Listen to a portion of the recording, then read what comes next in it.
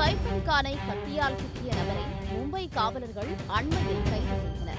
அதன்படி குற்றவாளியின் பெயர் வங்காளதேசத்தைச் சேர்ந்த ஷரிபுல் இஸ்லாம் சேஷாத். 30 வயதான சேஷாத் 6 மாதங்களுக்கு முன்னர் சட்டவிரோதமாக மும்பையில் குடியேறியுள்ளார். பெயரையும் விஜய்தாஸ் என மாற்றிக்கொண்டதாக காவலர்களின் முதற்கட்ட விசாரணையில் தெரியவந்துள்ளது. தொடர்ந்து அவரிடம் காவலர்கள் விசாரணை நடத்தி வருகின்றனர்.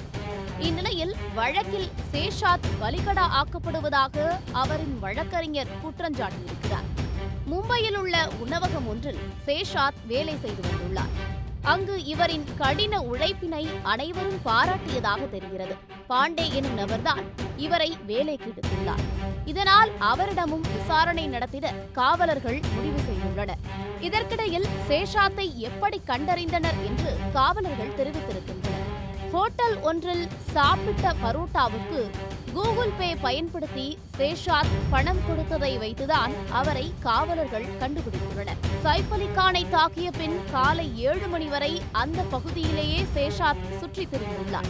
பின்னர் பாந்த்ராவிலிருந்து தாதர், தாதரிலிருந்து ஓர்லி, ஓர்லியிலிருந்து அந்தேரி, தானே மீண்டும் பாந்த்ரா என தொடர்ந்து இருப்பிடத்தை மாற்றிக்கொண்டே இருக்கவே காவலர்கள் அவரை பிடிப்பதில் தாமதம் ஏற்பட்டது.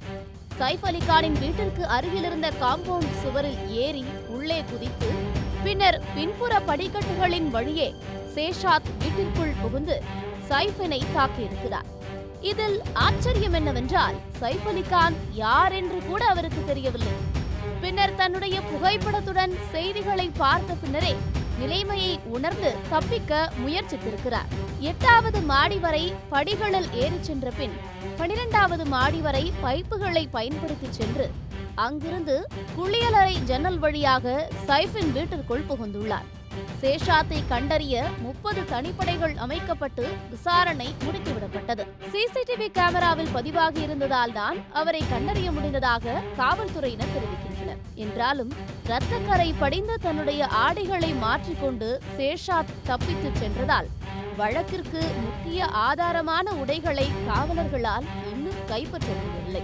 அந்த ஆடை கிடைத்தால்தான் சைஃப் அலி கானின் ரத்தம் அதில் உள்ளதா என்பதை கண்டறிய முடியும். இதனால் அதனை தேடுவதில் மும்பை காவலர்கள் மும்முரம் காட்டி வருகின்றனர். இதனால் 5 நாட்கள் கஸ்டடியில் எடுத்து காவலர்கள் அவரை விசாரித்து வருகின்றனர். அதோடு நடிகரின் வீட்டிற்குள் இருந்து யாரும் அவருக்கு உதவி செய்தார்களா என்ற கோணத்தில் விசாரணை முடுக்கிவிடப்பட்டிருக்கிறது.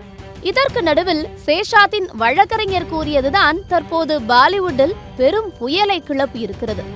இதுகுறித்து அவர், இதுவரை என்னுடைய கட்சிக்காரரிடமிருந்து காவலர்கள் இந்த வழக்கு தொடர்பாக எந்த ஒரு ஆதாரத்தையும் கைப்பற்றவில்லை. அவர் வங்காளதேசத்தைச் சேர்ந்தவர் என்பதை நிரூபிக்க அவர்கள் எந்த ஆவணத்தையும் சமர்ப்பிக்கவில்லை. இந்த வழக்கில் பிரபலம் ஒருவர் சம்பந்தப்பட்டிருக்கிறார். அவரை காப்பாற்றவே என்னுடைய கட்சிக்காரரை பலிகடா ஆக்கியுள்ளார் என அணுகுண்டை தூக்கி வீசியிருக்கிறார். இதனால் யார் அந்த பிரபலம் என பலரும் கேள்வி எழுப்பி வருகின்றனர். ஏனெனில் மிகவும் பாதுகாப்பு நிறைந்த அந்த அடுக்குமாடி குடியிருப்பில் சேஷாத் எப்படி அவ்வளவு துல்லியமாக உள்ளே சென்றார் என்ற சந்தேகம் பொதுவாக நிலவி வருகிறது. என்றாலும் இந்த குற்றத்தை தான் செய்தேன் என காவலர்களிடம் சேஷாத் ஒப்புக்கொண்டிருப்பதாக தெரிகிறது. எனவே உண்மையில் என்ன நடந்தது, வேறு யாரேனும் இதில் சம்பந்தப்பட்டு இருக்கிறார்களா என்பதை காவலர்கள் விளக்க வேண்டும் என்று சமூக வலைதளங்களில் கோரிக்கைகள் எழுந்துள்ளன.